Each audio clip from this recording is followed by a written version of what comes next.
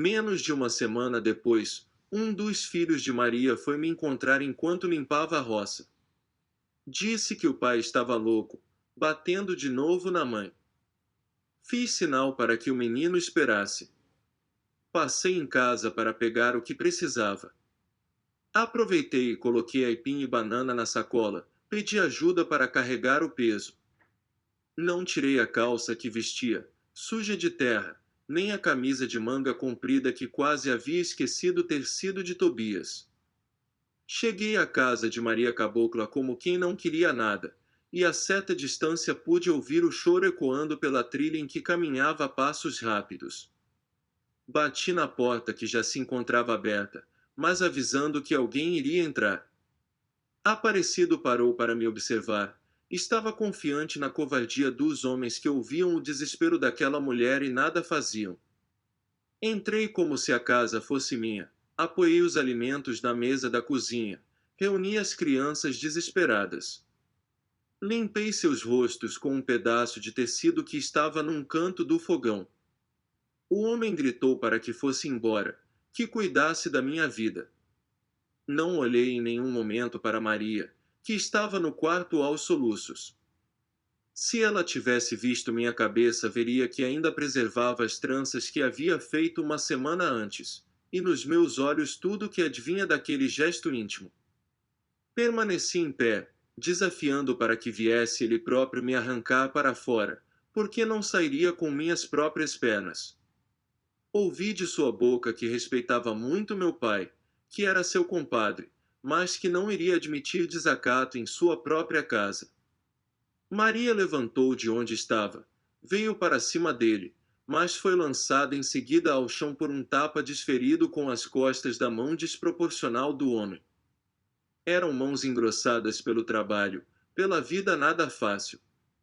Meus olhos cresceram ferozes ao ver Maria no chão, que parecia não se acovardar àquela hora, dizendo que eu iria ficar. Quando ele veio para cima para tentar me retirar dali à fossa, meu coração estava aos pulos, sentia meu interior frio como a brisa da madrugada, mas permaneci firme como meus antepassados. Não foi o suficiente para evitar que Aparecido apertasse meu punho e tentasse me arrastar para fora. Encostei a lâmina que escondia atrás de mim seu queixo, olhando segura para seus olhos vermelhos e com veias que se espantaram ao ver minha reação. Estava em minha mão direita, com o cabo fresco como um seixo recém-tirado do rio.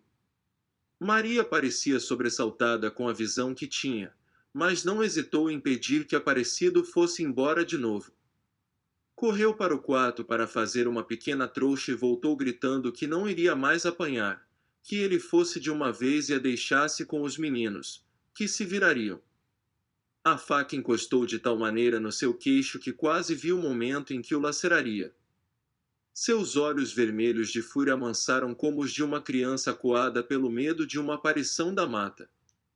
Aparecido chorou pedindo perdão, dizendo que ele não era de fazer isso, que a bebida era uma desgraça em sua vida. Maria Cabocla aproveitou a fragilidade que ele transparecia para afastá-lo de vez. Mostrava as marcas do corpo, as que pareciam estar curadas, as que não curaram e as daquele instante. Sua raiva dizia muito das dores da alma, e sobre estas ela não falou, aquelas que demoram a curar, as que no meio das lembranças precisamos afastar com um gesto de negação para que não se abata sobre nós o desânimo. Dizia que não queria mais ver o marido naquele pedaço de chão. Duas das crianças mais novas choraram quando a mãe atirou as roupas pela porta, pedindo não, mainha, não manda painho embora. Maria, conquanto parecesse não ouvir ninguém, continuava a gritar para que o homem se fosse, que os deixasse de uma vez, para a casa das putas com quem ele deitava. Ele gritava entre lágrimas que a casa era dele, ele havia levantado, ele que havia pedido abrigo. A mulher parecia firme, e eu apoiava a sua resolução. Depois que ele seguiu cambaleando pela trilha, arrumamos a casa e alimentamos as crianças. Tive vontade de cuidar de Maria Cabocla, de lavar suas feridas, de dar-lhe de comer, mas ela disse que estava tudo bem e me agradeceu com um gesto sincero. Fui embora com um aperto, pensando no homem vagando pela estrada. Pensei também em Maria com aquela ruma de filhos para cuidar e alimentar. O que haveria de ser dela? E se a mandasse embora da fazenda? E se o marido fosse ele mesmo falar com Sutério? Dormi com essas coisas martelando na moleira, pensando em Maria machucada, sozinha, com vontade de lhe agradar, de pentear seus cabelos dessa vez, fazer uma trança se o brilho oleoso, que desprendia dele, deixasse. Passei a levar aipim e batata, a safra estava boa, era a minha desculpa para justificar a frequência com que a visitava toda semana. De fato, não me fazia falta, e aqui era assim desde o princípio, uma mão lavava a outra.